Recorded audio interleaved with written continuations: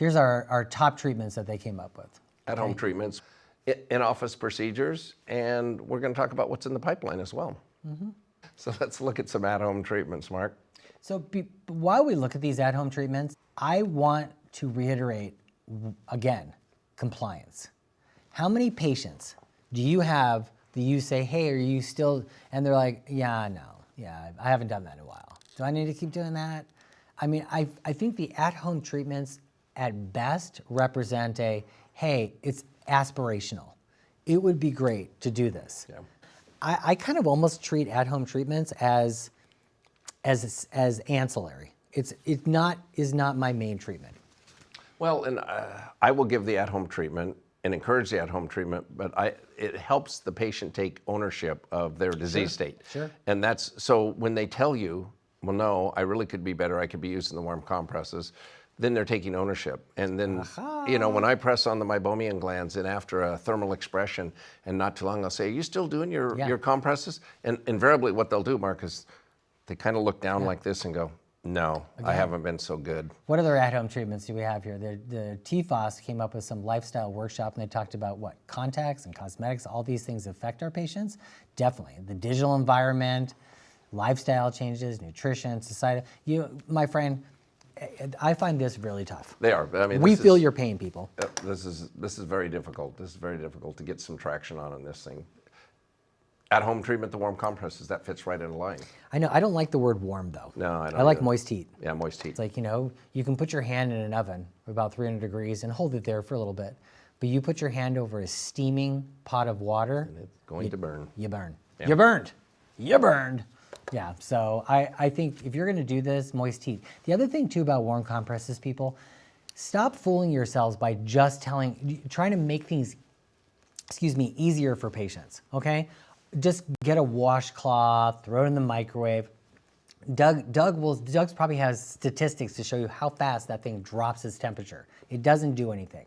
You're better off not doing anything. Yeah, artificial tears, again, the lubricants, we know the compliance on that, and on average, a patient will try 3 tears that they have tried to self-prescribe before they even talk to you about it, so. We collectively have to stop using lubricating drops as a treatment. They're ancillary, they're palliative. They're there, as Doug just said, to give them something to do, okay? It lasts for minutes.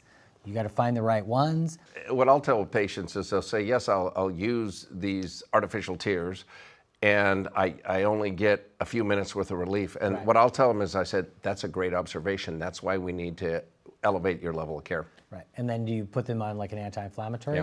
Because Leslie presented at the academy, and she came and said that would be secondary treatment.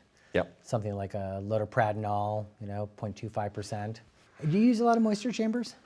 On severe patients, I do. We just have to isolate, but I do not use it as routine. I mean, if somebody has that kind of exposure, I'm certainly going to look for inadequate lid seal on those patients as well. Yeah, definitely.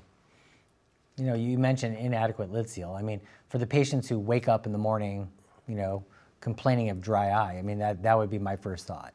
Yeah. Lid hygiene on that, I'm still a believer that you need to 100%. Take care of that. You need to treat those. I think that's going to be, I really like recommending just a little foam container that they can keep in the shower and tell them when you shampoo your hair, just go ahead and shampoo your eyelashes. Only 50, I find that number to be BS. I think that number is lower. Yeah. But even still though, if you have 1 in 2 patients that are actually doing the at-home treatments, again, we need to stop thinking about this. And, Doug, you have been on the forefront of bringing in technology to the practice to benefit the patient. You have them in the chair. And I think optometry has always kind of like held off on investing in this type of equipment and valuing our worth. And I think part of the problem is what you've said about access and cost. But I'm seeing kind of almost a little bit of a resurgence, if you will, or an uptick in in-office treatments. Yeah, what we're looking at here in these in-office procedures is, we talk about that obstruction along the Meibomian glands, and I know, we haven't even touched on the inflammation, which we will, but you got to open up that obstruction, and you have, opportunities to do that. The zest removal is something relatively new, and some practices have brought that in as a chemical way to kind of break it down. But, you know, Doug, you've been using microblepharoexfoliation for a while now. It's adorable. It tickles. I don't know how you get patients that they're not like giggling and tickling. Well, and I think the key to that is that you put enough pressure where it's almost ready to stop. Yeah. And when it's ready to stop, then it's not going to tickle as much. It's when you put it on there very lightly and you're just going, that just tickles like crazy. And don't do this, have done it. And talking to some practitioners that do this, they will actually inject the upper and lower eyelids with lidocaine and go after an hour procedure where they're doing, and then they bleed. Meibomian glands are tortuous. And so I really haven't gotten into this. I think it would be a definitive treatment if you can remove that obstruction. So we have our automated vector thermal pulsation. This is the gold standard, if you will. This was when that first came out. This was Don Korb coming up with this. I mean, how many years ahead of his time was he? The man was a genius. Yeah, he still is. He just is absolutely unbelievable. And so, very simple. This is nice from the standpoint that the total amount of time it takes the doctor is enough to put the activator in, and some offices have technicians trained to appropriately put the activator in. Yeah. You press the button and then it goes. So I think that this certainly is an option. I think that right now, no access to technology, there's so much access to technology now. There's just a lot more that's going to be available. Semi-automated. This is the disposable it's on. It'll do both eyes. So, and this will have a video screen where you can actually see the expression, so you get a chance to lean on that. It will heat the individual. What would be an advantage to, let's say, the semi-automated versus the thermal vector? Great question. On the individual that I can press along the meibomian glands and I get expression out, then I'm very comfortable them having automated expression because I know the glands are capable. When I have to really press to try to break and try to get something, then I will really not be able to see that. So that's where you can focus on a particular area of meibomian glands. Yeah. And that's when I would use something like this semi-automated or using something like the intelligent heat, on that. So that's where I'd really put that emphasis on this. And then the intelligent heat is the smart lids that go on here, and it comes from a smart hub, and it is smart because it's constantly monitoring temperature, and it's making sure if any way you break the connection. Now the advantage of this is while it's heating up, the patient can keep their eyes open. Yeah. But what's really cool about this one too, though, is the minute you put it on, it just starts heating up, you know, and it basically heats up 2 degrees, and it gets about 10, 15 degrees warmer than body temperature. So it feels like an eye spa, and that's really nice. And then you're taking manual forceps and going through and, you know, focusing on various areas. So we're gonna have to go past that. But I will say though, there is, when you start thinking about the management of these patients, when you're manually expressing the patient, okay? When you're manually expressing the patient and you're squeezing on the meibomian glands, you're bringing it out, those patients love it. Yeah. And if you can show them. Oh, totally. They really, because we'll do that. We'll actually record that and show it while it's happened. And this is a way that, and Mark, I think you and I both do the same thing. We kind of do touch-ups to our thermal expressions, that if we just don't see exactly what we wanted, then we'll go ahead and put this on and do a little follow-up. There's no fee for that. Right. And it takes a few minutes, but I'll do that to kind of follow up on things. Yeah. How about you? You do the same way? Yeah, so this is a very low cost entry to get into manual expression. So it doesn't have the same consistency of the temperature, but it does provide me an opportunity to be able to get in between, to kind of manage it a little bit, if you will. Yeah, so, you know, and on the whole, don't have a lot of access to the, I think we have better access now than we've ever had for thermal expressions in the office. Yeah. And then we have Intense Pulse Light. I've been using Intense Pulse Light for 8 years now. IPL works very well. I have found that the acceptance to do this I'm putting on the IPL patches right now. And that almost looks like the Sleep Tight sleep right pads for the incomplete lid closure. It does. It looks very similar, but it's not. This actually will block out the full broad spectrum light. Okay. So IPL is a broad spectrum light that is applied, and then cutoff filters are regulated to get to a certain depth, and it will absorb in water and hemoglobin and pigment. And you'll see by the flashes here, it's a very bright light. There are algorithms. And then most of the instruments now that you have will go ahead and preset, and just based on skin type.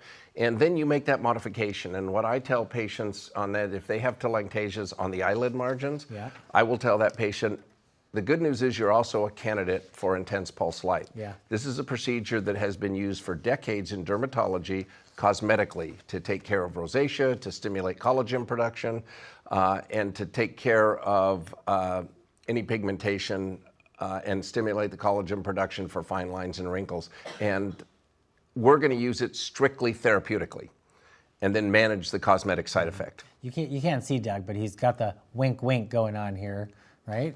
Yeah. As we're going to do the whole face. We're going to do the whole face, yeah. Because we kind of have to. I have okay, so Doug, I have a question for you as the Yes. video is rolling on here. So you have IPL, you have, the thermal expression, you have the manual, the vector. Do you combine the two? Because I look at IPL from the perspective of reducing inflammation. Correct. And I look at the obstruction aspect of it from, the manual expression. So do you combine the two? Is it one treatment option? Do you choose one versus the other? How do you do that? I combine. In 80% of the patients, I will combine both treatments. I will tell them first, we'll reduce the inflammation, and then we'll remove the obstruction. So we cause that photocoagulation, those inflammatory vessels that are leaking all sorts of inflammatory components into your eyes, and then we'll remove. So I do combine them. Do you use any signs to indicate that it's time to maybe do another treatment? Like, do you bring them back in, let's say, 3-6 months, and it's like, well, I'm starting to see some more telangiectasia or something, so we should schedule you for another treatment? Yeah, and I do that. So if somebody isn't on maintenance, I'll say, well, it's been 1.5 years since we did our last intense pulse light. This is something we need to do maintenance, and then get them scheduled again, and most patients will then come in. Now, low-level light therapy is something that I have not integrated into my practice. Have you? Not really, and it's funny too, because a lot of people are asking me about a little triple LT. It's the quantum molecular resonance, improves the stability and tear function, the Meibomian Gland function, but I haven't really seen a lot of data supporting it for MGD. Yeah, and I'm actually in the same place. I mean, right now with the algorithm, I'm always open to additional therapy if I can find that it does something that I'm not already doing. Yeah. Or it does it more effectively. Yeah. Or it does it more cost effectively, then I'd certainly be open to that and taking that. So what's in the pipeline? I think, we made mention of the selenium sulfate. I think this is going to be and you hear this cliche all the time and say, oh, it's going to be a game changer. I think this is really going to be a game changer. Yeah. I think that when we, as we see, and I think we have some information, selenium sulfate.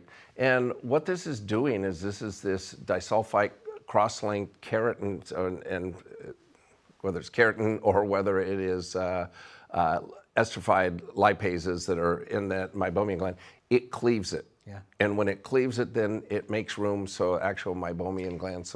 What I like about this is that you have this high concentration of selenium sulfide that's going to be done in the office. So they have where, in some of the clinical data, they showed they do an in-office treatment. And again, I am moving more towards just having things done in the office to help manage these patients. That are prophylactic, like the dental model. Exactly. And if we can do these things to kind of help open up those glands, and you had mentioned before how much heat it would take to break down these bonds. 200 degrees Celsius. Yeah, which is cray-cray. And how about this one? What do you think about this, Mark? I think, we know that inflammation is a large portion of it. And so a once daily cream that, gives you 10 to 100 times higher concentration in the ocular tissue compared to drops, I think is a phenomenal opportunity for our patients. I'm excited about something like this because, when you look at the clinical data here, they showed improvement in both signs and symptoms of the dry eye. Pretty cool. Yeah. And then... So there, the folks at Tarsus are, again, looking for different indications for the lotilaner. Yeah. So that's very positive, too.